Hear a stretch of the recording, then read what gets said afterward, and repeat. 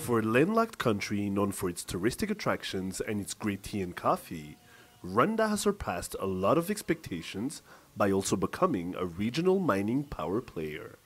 The mining sector contributed $226 million in export revenues in 2013, and the target of the sector is to earn up to $400 million from mineral exports by 2017. The mining industry in Rwanda has been reformed and is currently being transformed. We recorded 10% growth since 2006.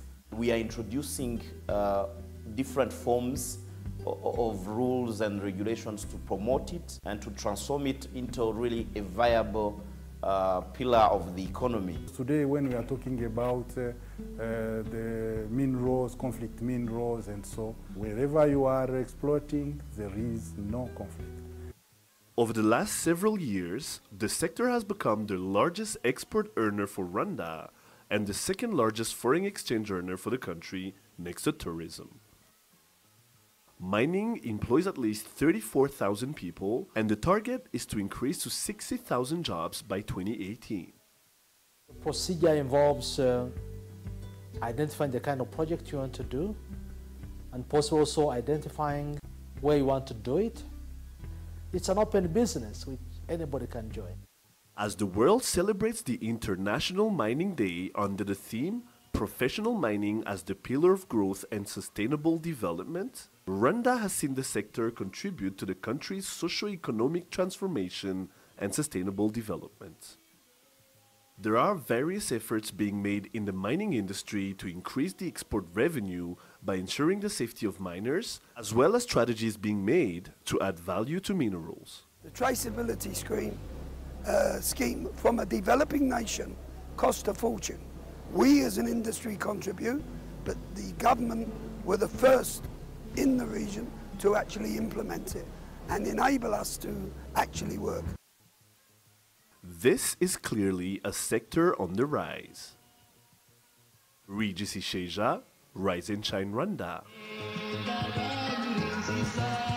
And in the studio with us right now is the Minister of State in charge of mining, the Honorable Evode Imena. Honorable, it's a pleasure having you here. The mining industry has become so big for our country. We used to know our country for tea and coffee and tourism. Now we can add mining to that. It's the second most important incoming sector in the country. How did we get to that? First of all, it's because of the reforms introduced by the government.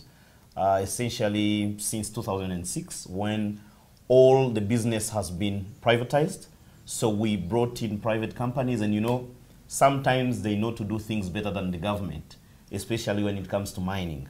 So with those reforms and laws, regulations which were introduced, capacity building of our institutions, as well as of the miners, we've seen it transformed. And I would say that we are just at the beginning.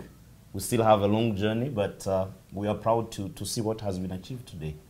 So we talk a lot about young people, youth employment here, especially recently. It's been a topic that's been on everyone's lips. So tell me, do you think that this is an industry that young people should be focusing on right now? That's the industry for the young people, for women as well. We are trying to attract them, but they are actually the majority of the number we have are youth, but we want them to have skills, want them to have knowledge, because you know, the industry is growing, the technology is coming in, and we want to move with that.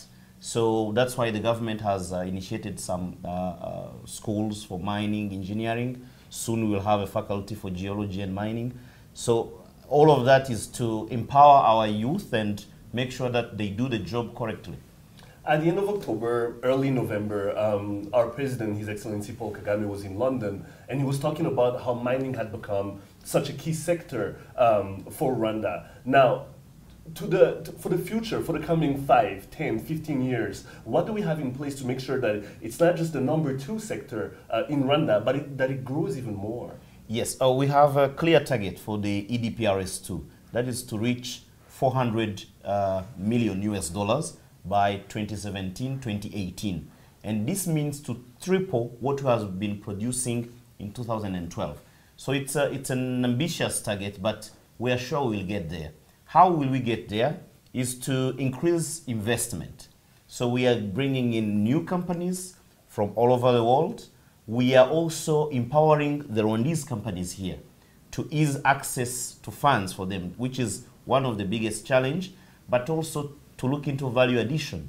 That's why soon you will see the Karuru Martin smelter relaunched, and we will be making some good money out of that, but also that is a technology transfer, and $400 million should not be the limit.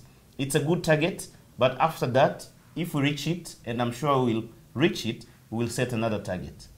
So we've seen that there have been some new safety regulations put in place. Can you tell us about, you know, should people be concerned when they're going into mining? Yes, because so far we have registered some accidents, fatal accidents, which is very, very bad for us. And now we are focusing on inspection, but we didn't have clear standards for mines. So now we have set up standards, and we are trying to ensure that everybody follows and put in place those standards. And how do we get to that is to enforce the inspections. We've got a new mines inspection unit.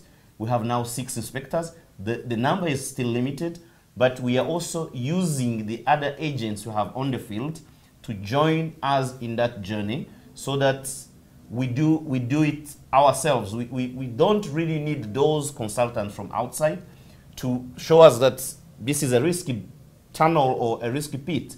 So, but with the good collaboration with the Rwanda Mining Association, we are seeing some companies engaging in those standards, and they are being models to others. That was a great segue. You talked about having international experts here. Now, to the average Rwandan out there that doesn't really know about mining but would like to know a bit more, what can they do to get educated about mines, about mining, and about minerals, sorry, and how they can do to help the industry?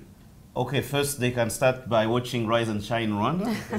And, but okay, we have the Rwanda Natural Resources Authority, which has a department specialized in mining and geology. So that will be the first entry point. Second is the IPRC in Kigali, where we are training youth, young Rwandese, young professionals to get the skills, the knowledge required. And second is to read. We have a problem here. People don't read, but everything is there, is on the books. So we are asking those in the field to start reading electronics, mechanics, those tools that you use in processing, everything which can help you to move from where you are today to a better place for tomorrow.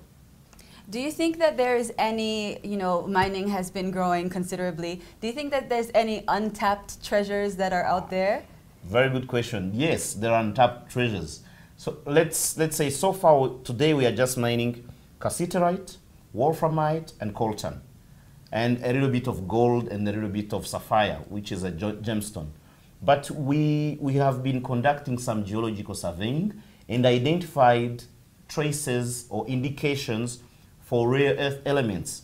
Those are new types of elements that we use in these new cars which don't use the fuel. We have identified some lead, some copper, some monazite. Those are new things we hope in the next future, next 3 years, we'll start extracting and exporting, but before exporting, processing here. Fortunately, that's the case. That sounds exciting. Absolutely, it is. It seems like the future is very bright. Thank you so much, Minister. You're welcome. Thank you very much. Thank you.